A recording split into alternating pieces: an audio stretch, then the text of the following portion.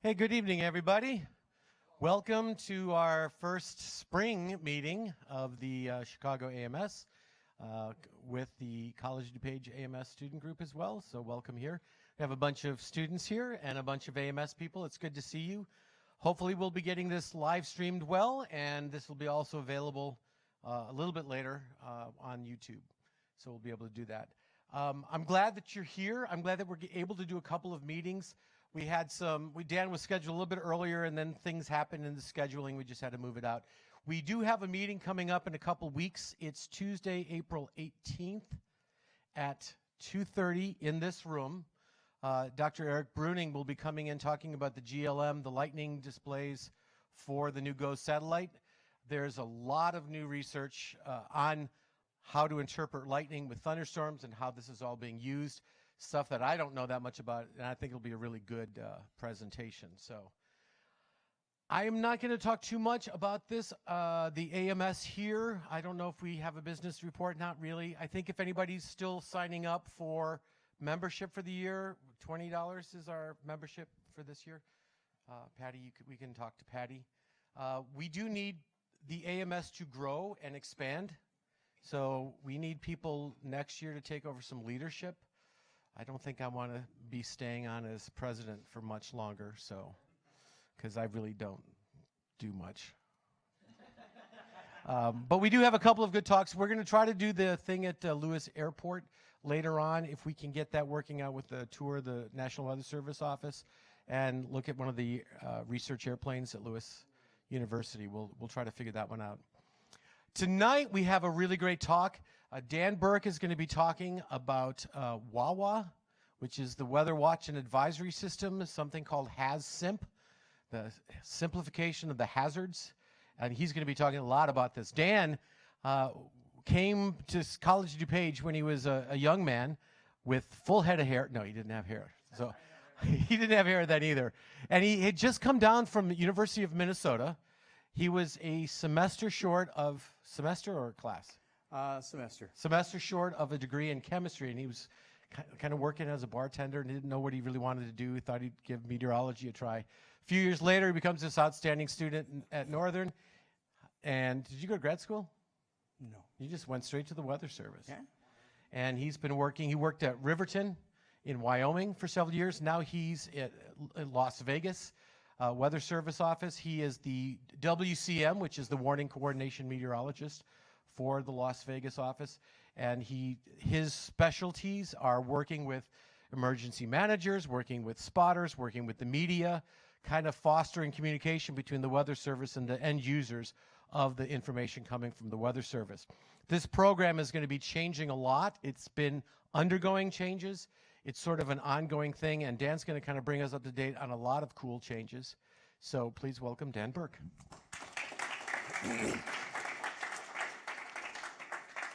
Well, thank you very much. I hope I can live up to that. Well, it sounds like I'm over the mic, so we're all good. I'm rarely accused of talking too quietly, but if you can't hear me, let me know, and I'll try to speak up a little bit. So, yeah, I'm Dan Burke. I'm the Warning Coordination Meteorologist in the National Weather Service of Las Vegas, which is part of, NOAA and GOES. I like to call NOAA the National Organization for the Advancement of Acronyms. It's kind of crazy. If you go from my title, I'm the WCM at WFO Las Vegas, part of WFO VEF under the WRH of the NWS of NOAA of DOC under the POTUS. So we're acronyms all the way up. My title as Warning Coordination Meteorologist essentially means that I am the liaison between, there's one of us at every Weather Service office. I am the liaison between the office and the public. I also like to say, they say, no, we don't want you to screw up the forecast anymore. We're just going to put you in an office in the front of the building and let you go talk to people. So, which I like to do. So, my story, a little bit about me. I grew up in Minnesota, where, like a lot of you, we were there, but tornadoes, severe weather, and winter weather. That's the stuff that got me excited about the weather. I never knew what the National Weather Service was, but I knew they broke in on the TV and they issued the warnings. I said, I don't know what it is, but I want to be there. I want to do that. Then life got in the way, and here was the first tornado I ever saw, briefly. This was what really solidified why I wanted to be a meteorologist. This was, if you can look at the cars, those tells you how old I am. Those are contemporary cars at the time. And this was the tornado. Started off kind of right near my neighborhood and went on to be, at the time, F3, and do quite a bit of damage to some areas. But this one, you know, that was the marquee at the theater in my hometown, so I was all excited I saw that and went, wow, this is crazy what these things can do. Then I went to college. I didn't put a copyright Paul Stravatka on this picture, although I probably should have. So I went to college, first at the University of Minnesota.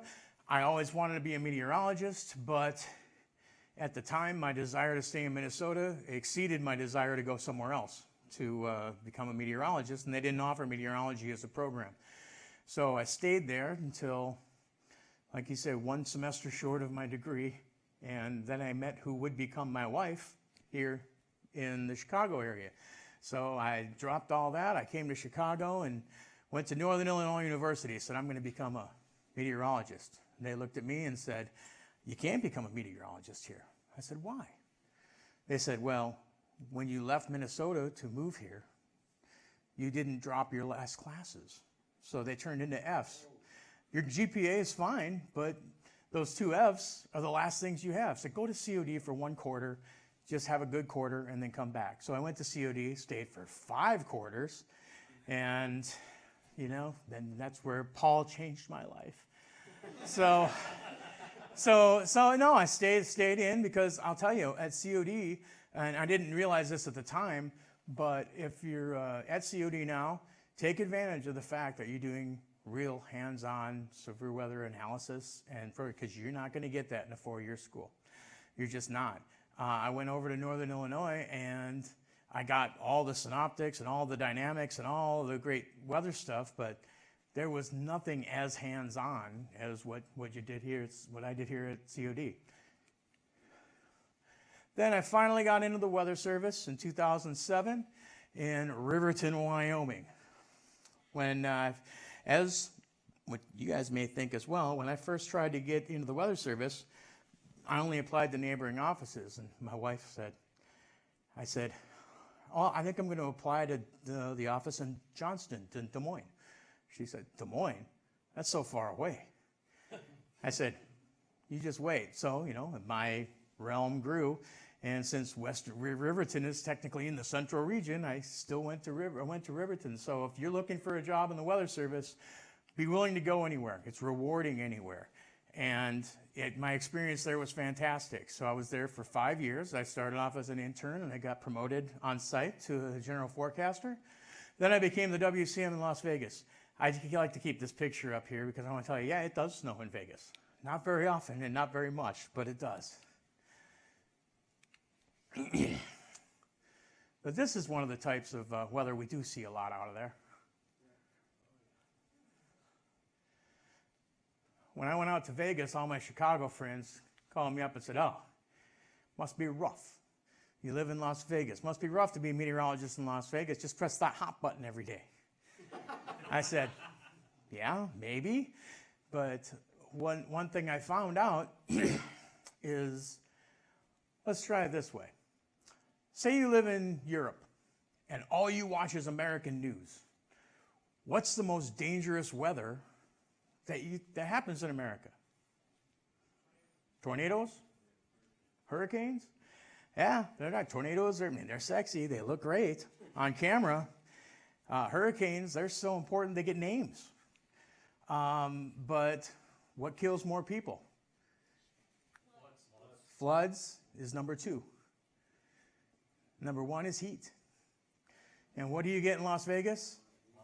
Heat and floods. When I realized that and said, wait a second, I live in a more inhospitable environment than New Orleans, than Norman? That can't be right. In April of 2011, we had the Joplin tornado, killed 160 people, roughly. it's horrible. Don't get me wrong. I'm not trying to say tornadoes aren't dangerous. We all know they are. And 160 people is a terrible loss of life. But how many people have died due to tornadoes in Joplin since then? Not many, if any.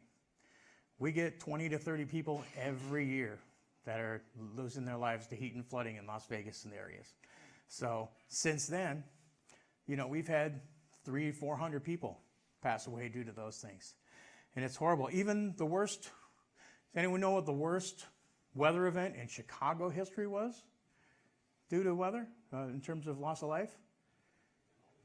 It was the heat wave in 1995. Over 700 people were killed over 3 days in Chicago. Yeah, so heat's nothing to mess around with.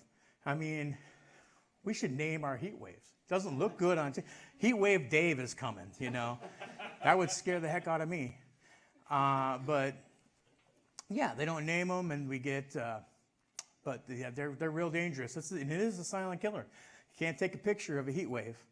But we get people, even people who know what they're doing. They go out, they go hiking, and in the afternoon, they don't have any water and they can't get back. It's unfortunate. But yeah, we get a lot of dust storms. We get a lot of flooding in our monsoon season. But what's new in the Weather Service? I'm going to be switching gears a lot here. Ken Graham, the 17th director of the National Weather Service. He started in June.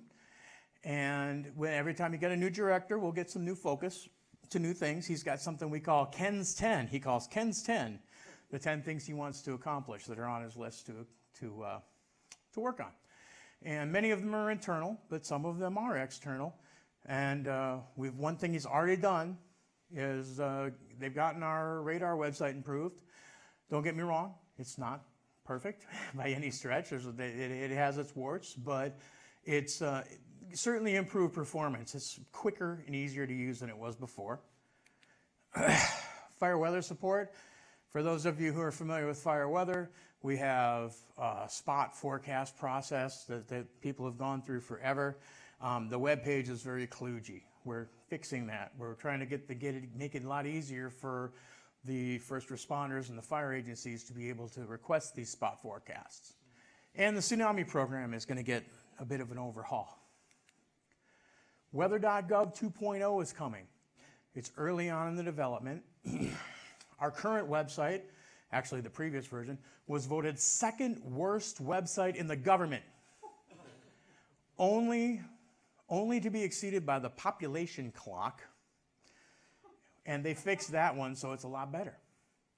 I always tell people, you know, our website, if you got the patience of a saint, everything you ever want is on our website.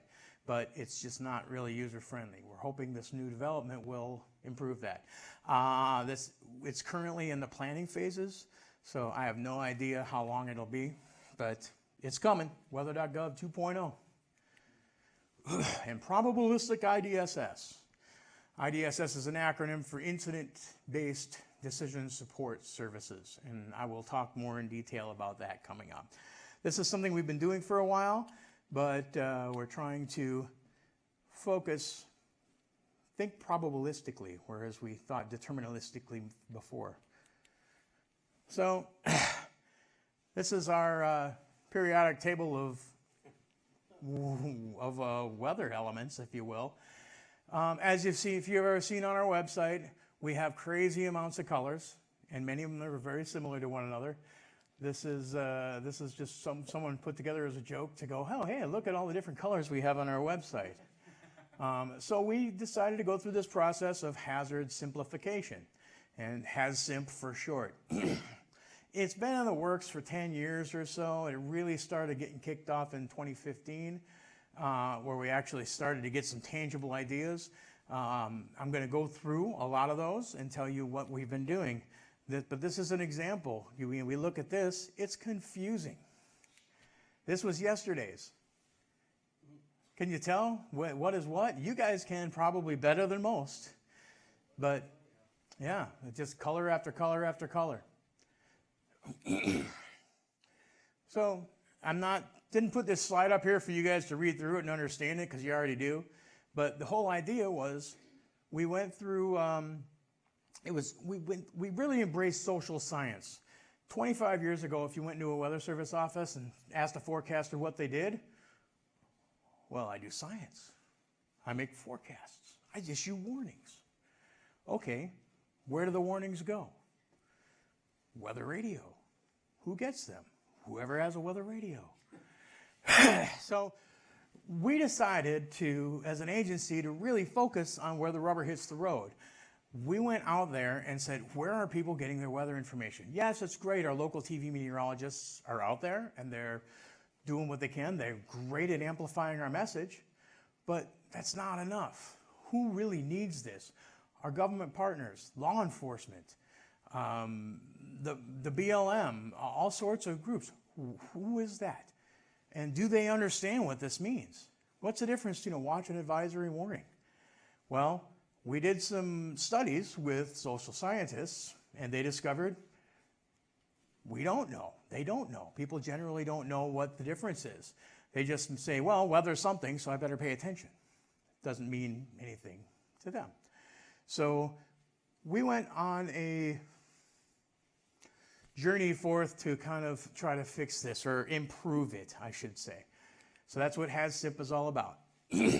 We went again with social scientists and had all sorts of studies to determine really what was the problem. And now we're trying to come up with some of those solutions.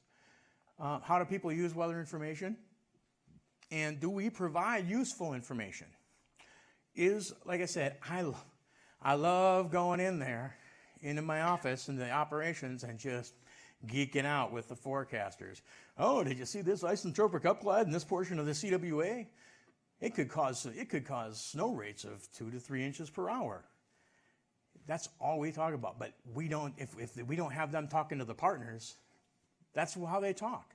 And it's all great when we're talking to each other. But once we get out in the world and try to get our products and make them useful to people, they don't know what we're talking about. 2 to 3 inches an hour. What does that mean? QPF, quantitative precipitation forecast. What does that mean to them? If I tell them, oh well, inch of rain's going to fall. What does an inch of rain look like to somebody? And so they don't know what that necessarily means. Yeah, a farmer will know. Someone from the BLM or the U.S. Forest Service will know because they use these things every day, but most people won't know. So how do we put weather information in people's hands in a way that it's useful to them? About 2015, we came out with the 2 ideas we could work on to help improve our product line. And one was to repair the ones that were in place, and then there was some to revamp. We totally changed a little few things. So we've been in the process of repairing and revamping. That was since 2015. This is an example of a repair. In 2017, we changed our winter weather products and added these what, where, and when bullets in the text product so people can have a much more clear understanding instead of just like a paragraph narrative. So we took all of these advisories, lake effect, winter weather, freezing rain, and they're all winter weather advisory now. That one makes some sense. And watches, same deal. Anything that was a watch, we just consolidated it into a winter storm watch. And that was some of our winter weather stuff. Then in 2021, we did the same with our hydrology products. And anyone who relies on our hydrology products will know that it was a mess. What's an arroyo? If you're not from the Southwest, if you're not from Phoenix or Vegas, no one knows what an arroyo is. They don't care. For what it's worth, it's a dry wash. It's a normally dry wash. So all these things we took and we combined into a flood advisory. And flood watch was consolidated from watch and flash flood watch into just flood watch, which is a little confusing, but we've done a similar thing with the warnings now too. A flood warning, there's aerial flood warning and flash flood warning, but they all come out under the same flood warning, but there's just different wording in the text of the warning. And this is coming. Extreme temperatures, consolidation and renaming. So when I was in Wyoming, we had a particular problem. It's going to be 20 degrees below zero. What product can I put out to tell people it means something, that 20 below zero is bad? It's going to, you stand out there for 10 minutes, you're going to freeze your fingers off. You're going to end up with one of these. So but we couldn't do it because by rule, you can't issue a wind chill warning unless it's at least 10-mile-an-hour winds. Well, out in the West, we don't get wind chills because if you're 20 below, it's because there's no wind. Whereas here, Midwest, you can be 20 below with a crazy wind, but not out there. So it's 20 below, we're having the same damage, we're having the same impacts pretty much to someone who's here with a 20 below wind chill, but we have nothing to issue. So we invented the extreme cold warning. And that was the idea, that we could issue that and not have to worry about the wind component, that 10-mile-an-hour wind. But if we had the 10-mile-an-hour wind, we could still issue wind chill products. Now we just said, forget that. So starting this October, as planned, we'll see what happens. It will be consolidated into just extreme cold. It'll only be extreme cold. Freeze warnings are primarily issued for agricultural purpose. We have a freeze warning and a hard freeze warning. Well, I should say they're primarily for agricultural purposes here. In Vegas, it's because if it's too cold, your pool pump's going to freeze. But it's a little different. So excessive heat watch and warning, they're just changing the name to extreme heat watch and warning. So this should all come in place this fall and be ready for next year, or this winter, actually. But yeah, freeze, we're getting rid of the hard freeze warning as well. That's just going to be called a freeze warning, and then we'll just put hard freeze wording within the text. So as part of this process with winter products, there's a reason that this is with no context, just a picture with a bunch of colors. We decided to work on our criteria for snowfall, which is actually in effect now. Our criteria is a little different for snow now than it was.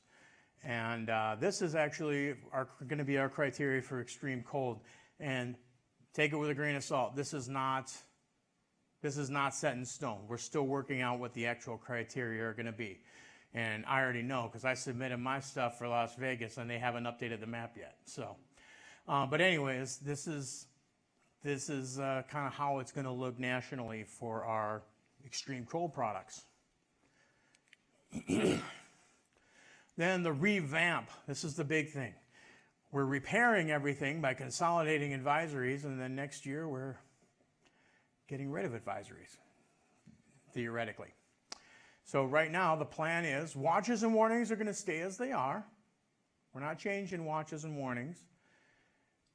But advisories and special weather statements will be going to plain language headlines. Now, I don't know how we're going to issue these plain language headlines yet. I haven't been told, but that's kind of what we're going to be doing with this. This is kind of the idea. Instead of the headline reading wind advisories in effect, it might say westerly winds today gusting to 40 miles an hour. Kind of giving you that idea of what's coming up without saying, hey, it's not, it's sub-warning level, but it's a nuisance level without having to say an advisory means nuisance level, because no one understands that an advisory is a nuisance level anyways. So some of the changes what we've made to short fused warnings through the years. Here's a couple examples. I don't expect you to be able to read the whole thing. This is, on the left is a tornado warning I issued way, way back, so far back that we're still all caps. And this one on the right is actually one that Gino Izzy issued here the other day in the Chicago area. So what we have here, IBW stands for impact-based warnings. That's a big change we've made over the years. And we did lots of things. First things we did several years ago is go mixed case. We got rid of, we're not shouting tornado warning at you, although it's a tornado, maybe we should. But we have tornado warnings and whatever. We went to mixed case, so it's not all caps anymore. We've got mixed case everything. Well, almost everything. We still have some legacy products that are not changed yet, but not too many anymore. They're doing it product by product by product. So the next thing we did was we had bullets already, but now we have this hazard source impact specific. So you could literally just go here, and if that's the information you want, that's the information you can get. Hazard source and impact. Then we recently added, again, kind of piecemeal for different products at different times, the impact-based warning tags. Now, this is at the bottom, and it's just like I said, it's a quick thing. You could, if you were programming something to look for something, you could just have it look right there. Tells you the max hail size. If it's a severe or a tornado, we will throw that information in. And with a severe, we'll also throw in max wind speeds and all things like that. And here's what some of these enhanced tags that will show up in that same area are for. The explanation is just kind of our guidance as to when we should be issuing those. And WEA, that's wireless emergency alerts. That's the alerts that are pushed to your phone. One of the biggest complaints I had when WEA came to be was that severe thunderstorm warnings weren't included. Under no circumstances could I issue a severe thunderstorm warning where it would get pushed to your phone. It would still activate EAS. It would still activate an emergency alert system and the media would still pick it up. Yeah, the weather radio will pick it up, they'll wake up, but your phone will not wake up to them. So my argument was like, okay, just let me go push a button and decide, But that wasn't to be. But it's gotten a little better. But a tornado, any tornado warning, we're activating wireless emergency alerts for. And if you're within the polygon, your phone should wake up and tell you. So we have 3 different damage threat categories. A base, which is what this was, because there's no tag there saying anything specific for it. But this is if I'm looking at the radar and I see, well, there could be a tornado, it's sketchy, but I think it's going towards a town. I think it's worth warning on, but I have no proof. I have no reports, no nothing like that. That would go out as a base tornado warning. A considerable tornado warning might be, listen, I got some evidence that there's a tornado. I'm getting reports that there might be a tornado, maybe not from a trained spotter or something, but this has a chance to be bad for somebody. I'm going to upgrade it to a considerable or put it out as a considerable warning. Catastrophic would be like what we have tornado emergency. When we issue a tornado emergency or upgrade an existing warning to an emergency, that's when we would use that catastrophic tag. They're very rarely issued. I don't know how many of those recent ones. I know the one in Little Rock was issued with a catastrophic tag, but they're pretty darn rare that we would issue one with a catastrophic tag. And a total of 0 times would that happen in Las Vegas. Although, will it still be tornado emergency? yes, in fact, but the only difference was it will come out and all the wording in the text will still say tornado emergency, all this stuff. It's just that tag on the bottom will say catastrophic. Yeah, it'll say damage threat, catastrophic. Yeah, so yeah, we did issue a tornado warning a few weeks ago, on March 15th in Las Vegas. Not in the city, but in our area. So we do get them on occasion. And for severes, this is a little different because we choose this based on what we're thinking. We don't get to choose just base considerable destructive, but every time we issue a severe thunderstorm warning, we have to ascribe a wind or a hail threat. Doesn't have to be both. Sometimes there's winds sometimes there's severe thunderstorms that are bigger hail threat than they are a wind threat, and then we just put hail in there, but or vice versa, which is more likely the case in my part of the world. So when we think it's going to be severe, minimal severe, we'll put in 60 miles an hour. Technically, yes, the severe limit is 58 miles per hour, but man, if you can teach me how to look at a radar and tell the difference between a storm producing 58 and 60 miles per hour, I will be a bajillionaire, and I'll be out of here in a heartbeat, right? But if you have hail diameter of a quarter or more as your warning, and that's what you're putting in there, then you're going to get a base, no tag warning. If either wind or hail is indicated that it could be 70 or golf ball sized hail, it'll say considerable, damage threat considerable. We'll have a tag. And if it's 80 miles an hour or baseball sized hail or more, it'll say, and don't get me wrong, these aren't the limits of our choice. We could put in 2-inch hail, but if we put in 2-inch hail and 70-mile-an-hour winds, it'll still say considerable. And a destructive is baseball-sized hail or 80 miles an hour or more. The big change here is that we can trigger wireless emergency alerts now for severes if we're at that destructive level. And don't confuse, I know it's confusing to me too why we did this, but for severe thunderstorm warning, the terminology is destructive, whereas for tornado, the terminology is catastrophic. So that's what would show up there on that IBW tag. And again, this is our tool if we really need to make sure all the phones are waking up for a severe. This is how we do it. Flash flood warning came out too. The idea is that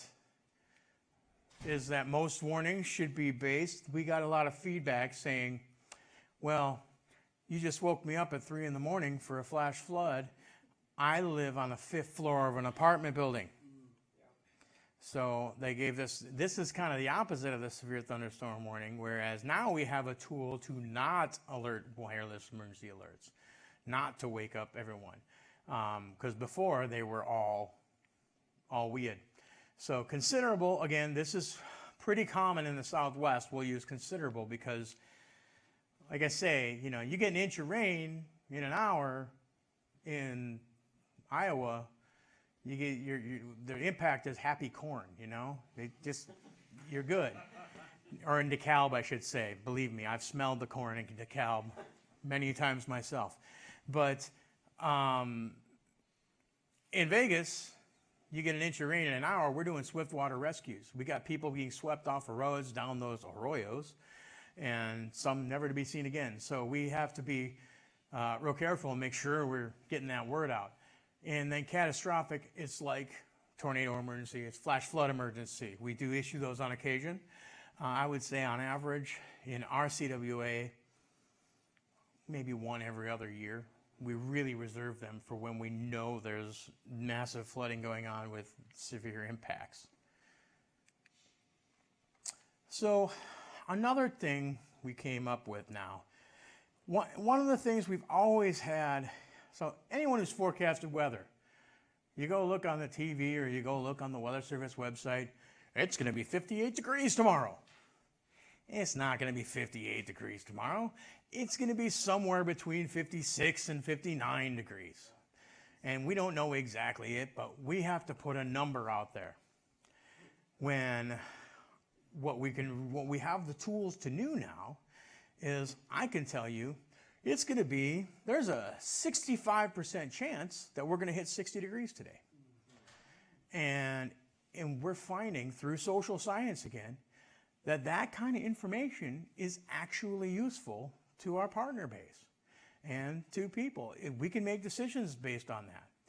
So we've looked for years and years and years on how to do it, and it's still kind of in its infancy as to how we do it. I still see people saying, well, there's a 40% chance that we'll have between 4 and 8 inches of snow.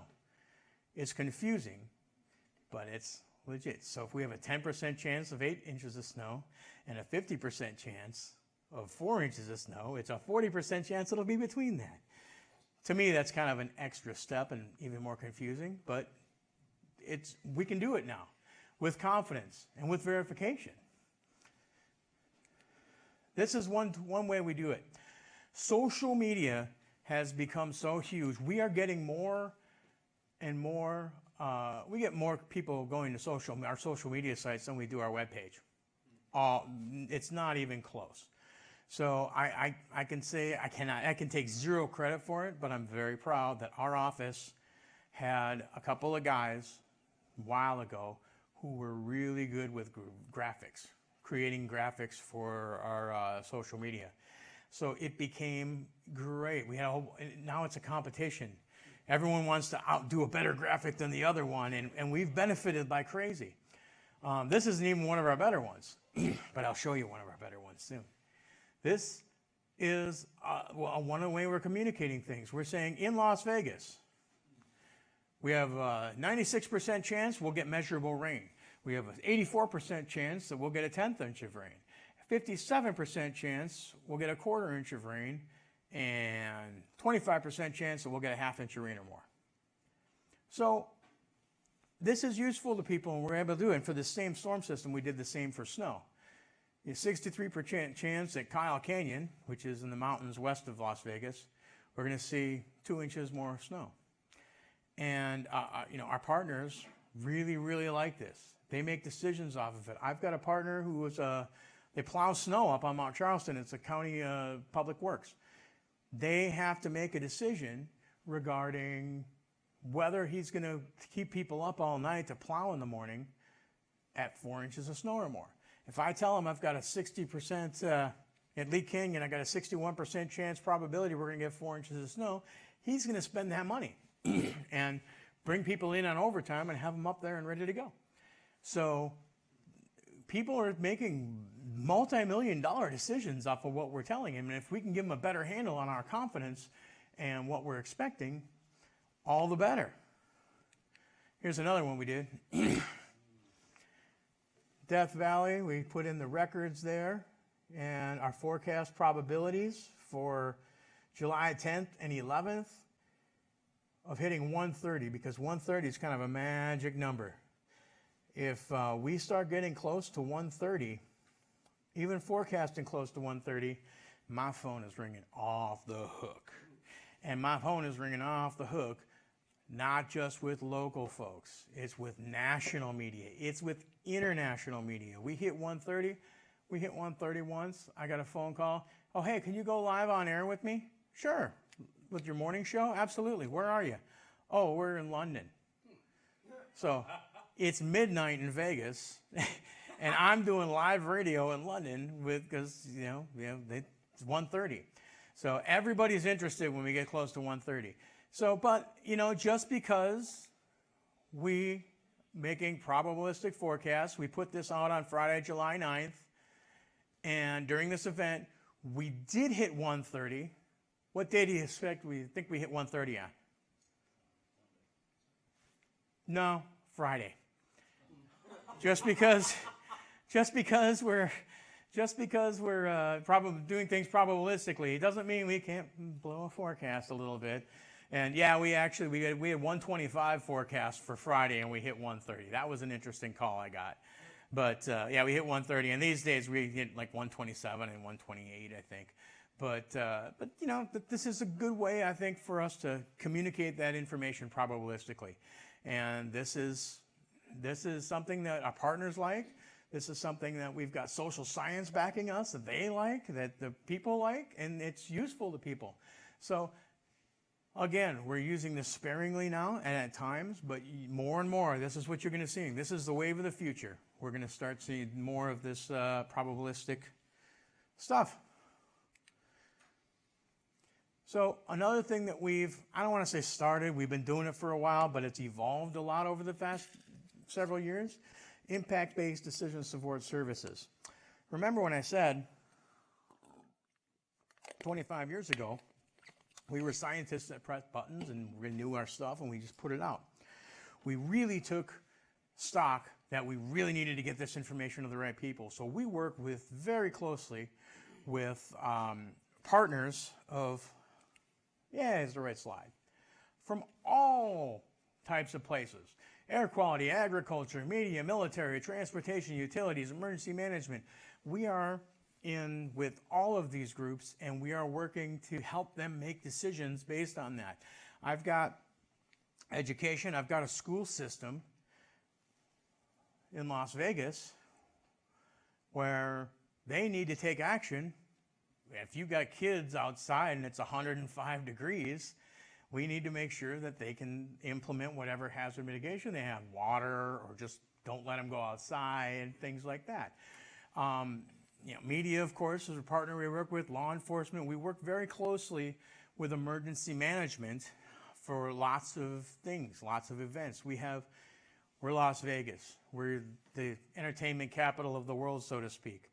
We have, just coming up this May, we've got concert festivals, outdoor stuff going on every weekend. 80,000 people, 120,000 people coming to town for these things, and none of them know how to deal with the weather. So we have to help the event organizers and the emergency management make decisions on what to do it. We had one called anyone familiar with the Electric Daisy Carnival?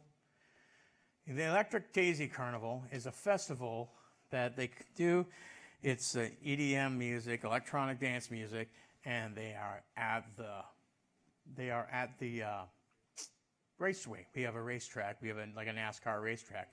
So they go into the track. They're there in the infield. They have like 7 stages up. Everyone is painted and on whatever alternative chemicals they're on. And they do this overnight, all night long, overnight. And we had an incident. We called them up and said, your low temperature tonight's going to be like 90 something. So the city called them up, the event organizers, and said, well, let me tell you what you guys are going to do. You're going to have cooling stations. You're going to have water available, extra water available, and all this stuff, or else we're going to close you down. So that's what they did, and it was successful. The couple of years before that, they had a wind event, and it was threatening all the stages and things like that. So weather happens with these outdoor events. And we send a meteorologist out there during the event to sit in with the law enforcement office. They have an incident command post set up, and we're in there monitoring the weather constantly and telling them of any changes, anything they need to do to make changes. We do that for all sorts of events. And unfortunately, some incidents. When we had the shooting at Mandalay Bay, they immediately activated the Multi-Agency Coordination Center, and we immediately sent a meteorologist out there before they even knew where the guy was. So fortunately, weather wasn't a factor there, but if you're doing a first response outdoor and you need to make a decision based on weather, you gotta have the weather guys with you. I remember we were doing exercise. It was an exercise with we weren't doing it, but it was like a hospital exercise. And I went to the after action, and they were talking about it, and they're going, oh, well, they didn't have weather people there, but they talked about how weather affected them the whole time. And I'm like, guys, we're here. We should sit in there. If once it hit 80 degrees, they were in their protective equipment.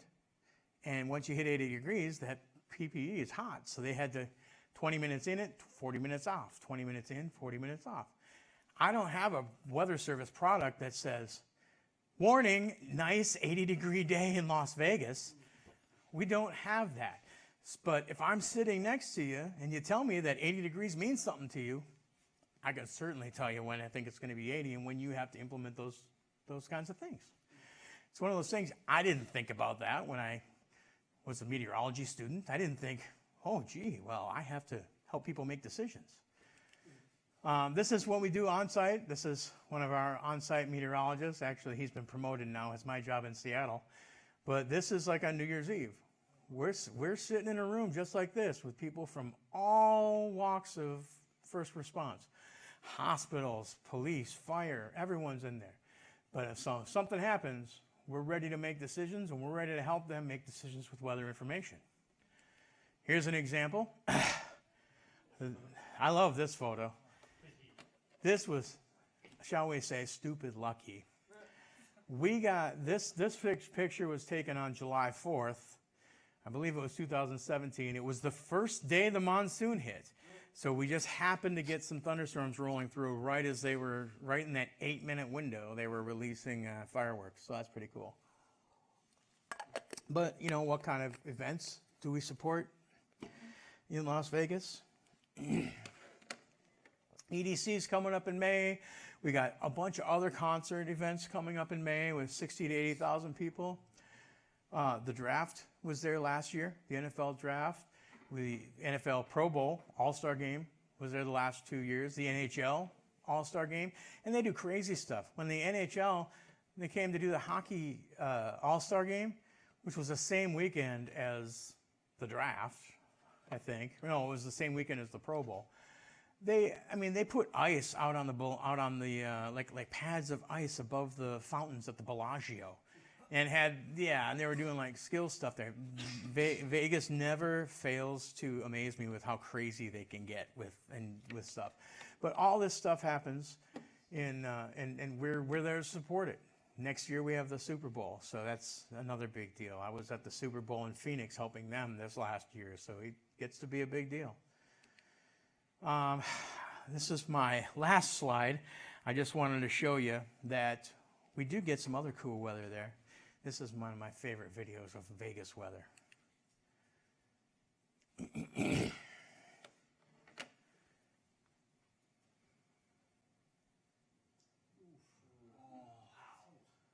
That produced 85-mile-an-hour winds. This is what it looks like when Mother Nature flushes the toilet.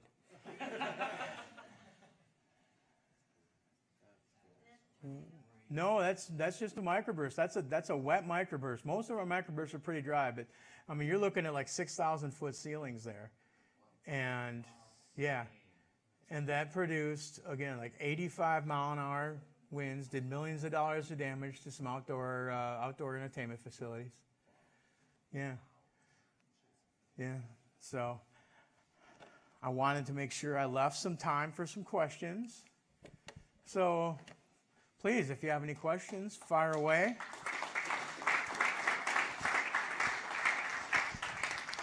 Thank you.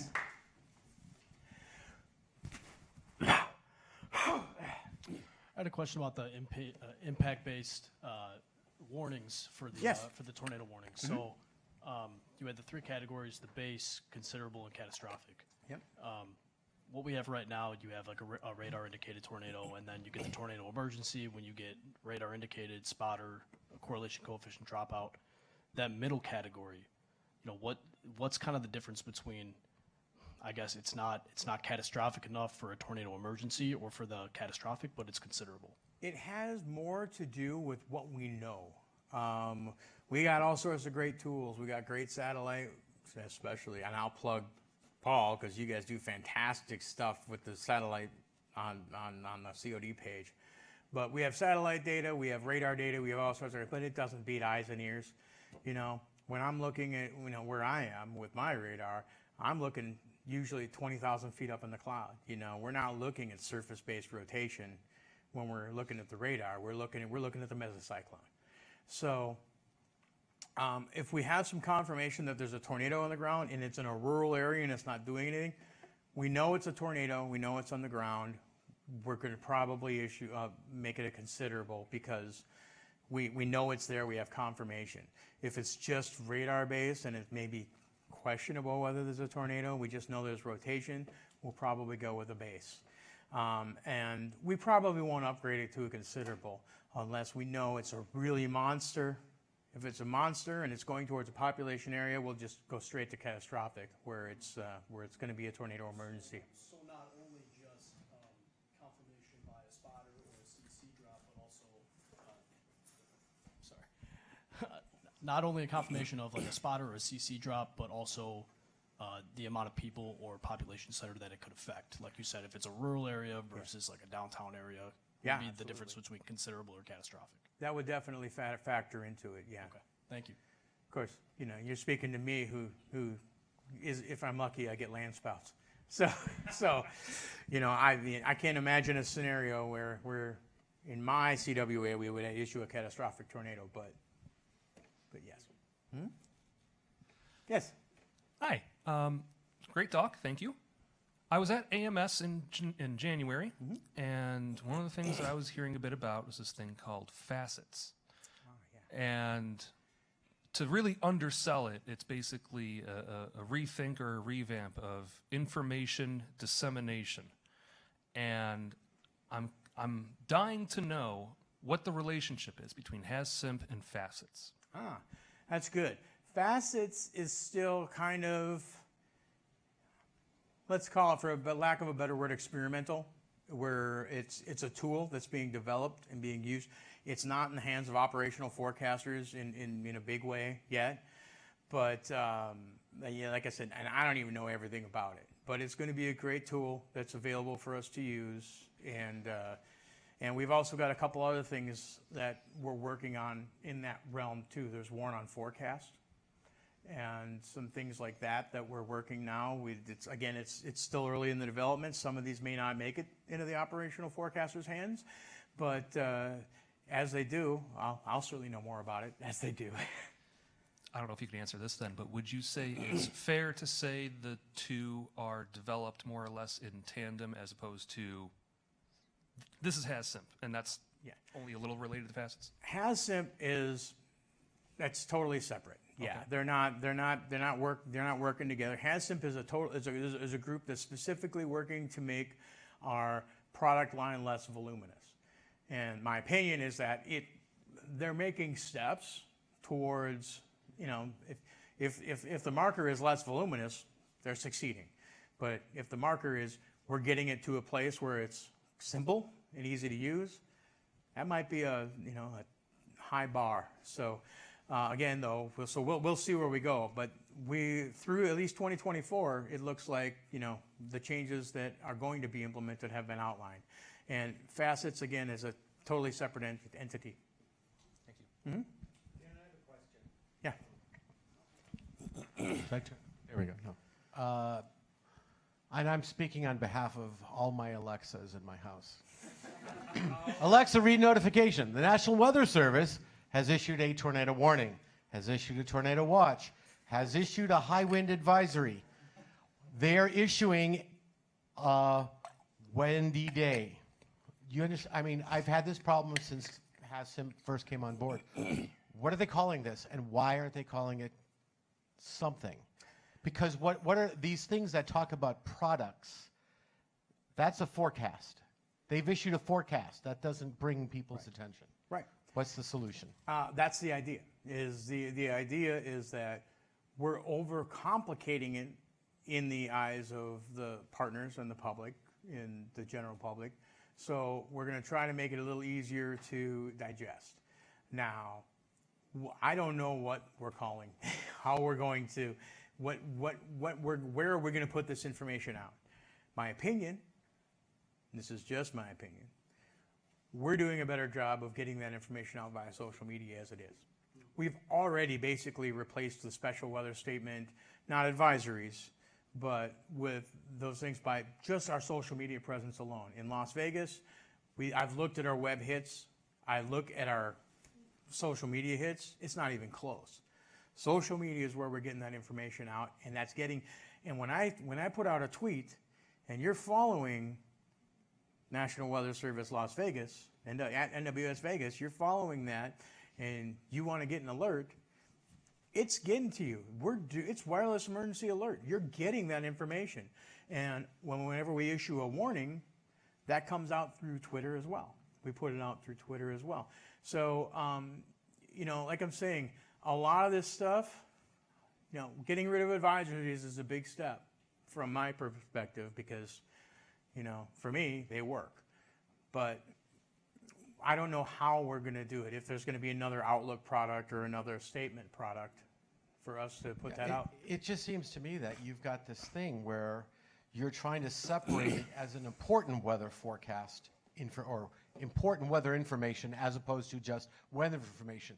You have a wind advisory and it's going to be windy with gusts of 40. That's a something. And it's not just the Weather Service is issuing a forecast. No one's going to hear that. Yeah. And I've argued with them and said, call it something, because right now it's going to be a thing. And you know what's going to happen. It's going to get a name. People are going to start to use it, and then it's going to be a stupid name. Because that's how things work, right? Godzilla, El Nino, really? Yeah, well, right, yeah. Godzilla, El Nino, or something, and yeah, we're going to put that out. Like I said, I don't know what it's going to look like at the end. I don't know if it's going to be, like I said, for me, advisory works.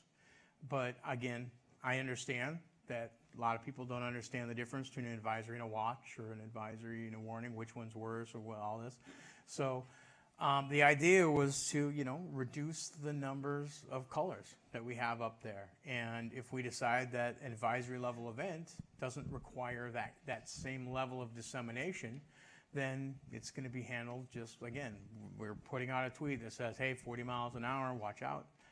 And honestly, I think we'll be able to better identify where we're going to see 40-mile-an-hour winds through that method than we do currently with our zones. Yes.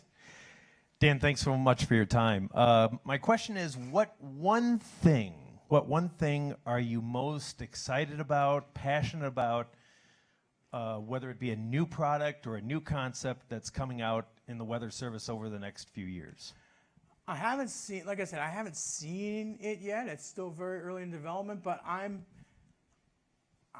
real excited to see weather.gov 2.0. I want to see weather.gov 2.0 go to places where we never did before. I sound like Star Trek, but no. But I want to. We've never fully taken advantage of that medium. I mean, we need to do it in a way that's accessible, mobile. We would. I'm going to step on the third rail here. One of the biggest criticisms we have as an agency is that we don't have an app. There is no National Weather Service app. There's things that kind of say that, oh, it's NOAA Weather app, but it's not that. They're just taking our data, which they can do. We're paid for by tax dollars, and it's free out there to do as you please with.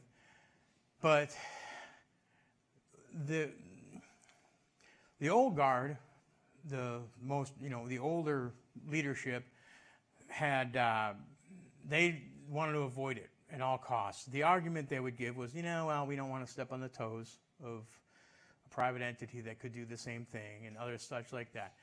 But I'm hopeful that with our new leadership that we may see some traction on that. We may get something moving forward. I'm not at all confident that it'll be a really easy to use app, because this is what we do.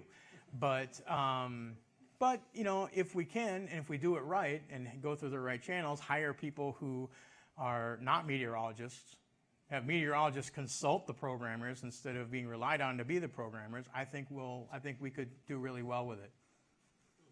But right now, it's just still, we're knocking on the ceiling, knocking on the higher doors, trying to get them to listen to us, and they've heard us. It's not one of Ken's 10 though, so we'll see if we can get it going. Okay. So speaking of one of Ken's 10, so you said you first started your career with the National Weather Service in 2007, right? I did. And so I didn't know about this until 2 days ago. I was watching one of the Weather Channel Premium videos, and they were talking about how prior to October 1st, 2007, the National Weather Service, they did more county-based warnings instead of storm-based, and that blew my mind because I didn't know that I thought it was always storm-based warnings, but now I know. It was bad. Yeah. Yeah. So, do you feel it could improve even more for storm-based warnings, because it's not 100% perfect, but it. Yes and no. Yes, in many ways. Now, first I'll take you back to 2006. It was the problem that it took so long for us to get storm-based warnings was that quite frankly, it's not as big a deal here as it is, in Tornado Alley. It's not as big a deal because you have relatively small counties. And if you include a county that may not be under the direct threat in part of it, it's not that big a geographical area. Well, my CWA is the third largest CWA in the lower 48 states. I have 7 counties and only portions of 7 counties. I have the lion's share of San Bernardino County. It's 20,000 square miles. It is the largest county in the United States. It's bigger than 6 of our smaller states.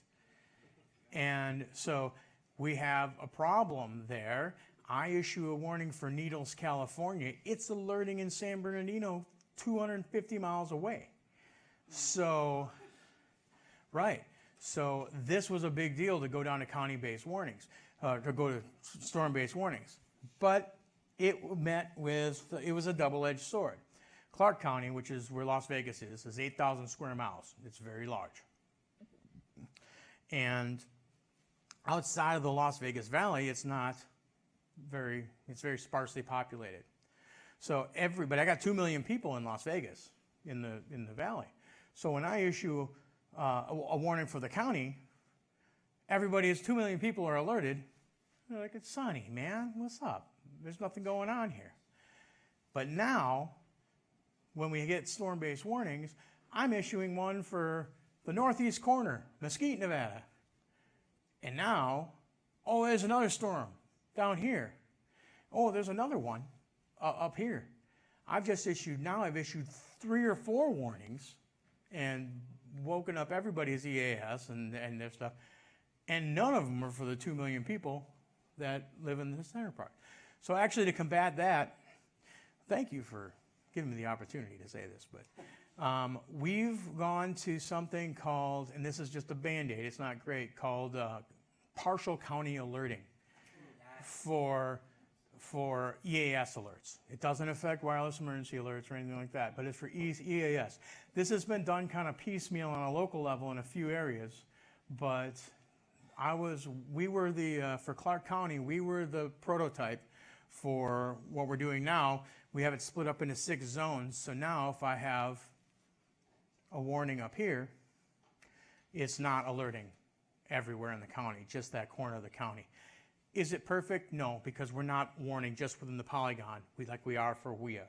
But it's definitely better than it was before. So do I see the future for it? Yes, I don't think we draw the polygons any better, but I think there's got to be a way where we can communicate and get the word out to the people who need it better in the future. Dan, are the alerts based on GPS of the phone itself or the towers within the polygon? Yes. So we had a problem, kind of an interesting thing on the tornado warning we had.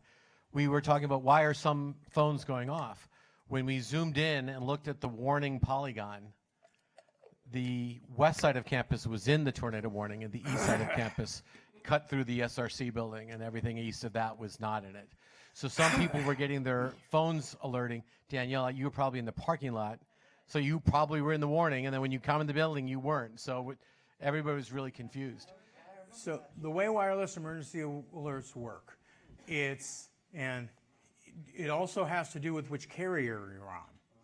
Some of the carriers, we do this. We partner with the 4 biggest carriers, and some of the carriers now. I'm out of the loop recently, but initially, some of the carriers were activating cell towers that were only within the warning polygon. Others were activating all the cell towers that had a reach into the polygon. So depending on which carrier you had, that was it.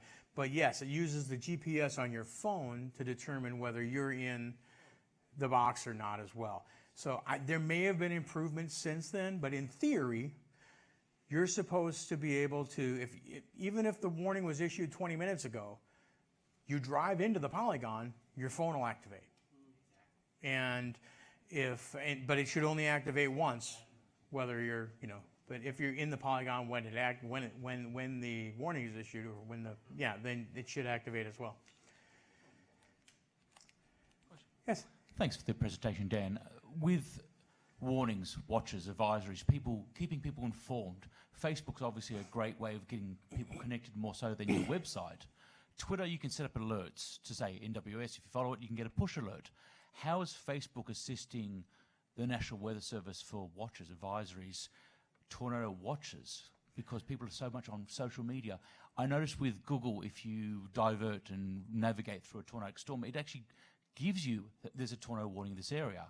But is Facebook assisting and prioritizing people in that geographic region that if they follow the NWS in that area, do they prioritize your post as opposed to having to boost it to say, this is an important government service to say, this is a threat to life possibly for today, and even though it's not a warning, but it's a watch, is Facebook assisting in that method of getting that important message guaranteed to everyone who chooses to follow you?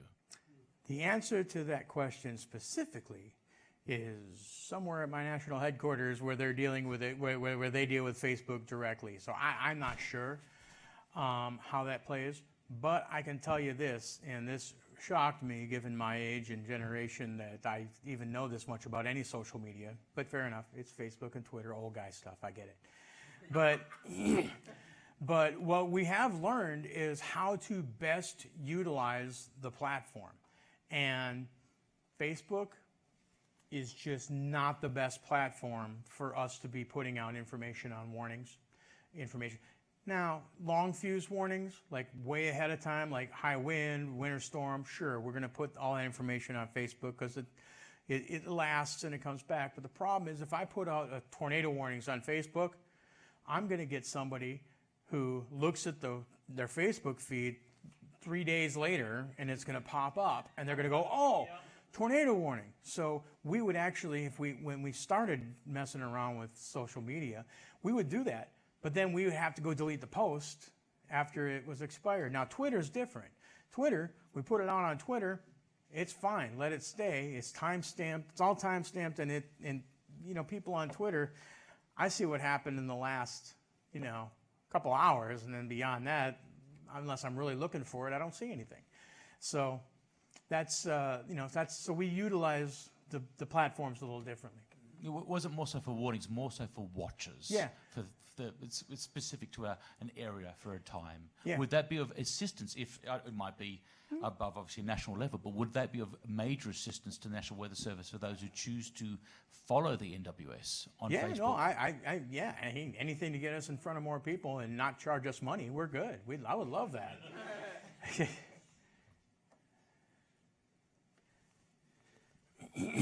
One more question. Hi there. Just going to build off of that question. So, as a lot of us follow, a lot of the weather service on Twitter. A lot of us also, like using the IEM bots handles, the ones that just immediately print out the warnings, the watches and everything.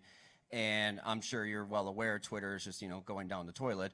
And what concerned me yesterday was there were a few weather service offices that were immediately tweeting out saying, as of this day, we are not going to be posting those anymore. And some of those were in the most recent moderate and high risk severe days where even yesterday I was using that chasing Western Illinois. It was just good to see and have that polygon and see what towns were in that polygon and see, okay, am I going to be able to see this tornado or should I get, out of Dodge? Right. So do you know of any plan that the Weather Service has in case all that just goes down or, is there just like a backup build that we can potentially use?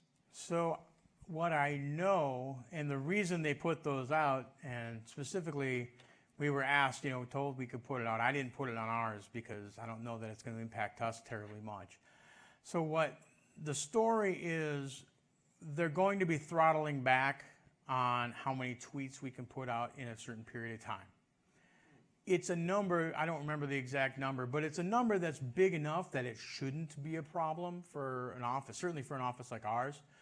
But like I said, in the throes of a severe weather event, we may hit that cap. And a lot of the reason for putting that out was also, you know, we're at the mercy of what these guys do, Facebook or Twitter. So we don't really have all the information yet on how that's going to affect us.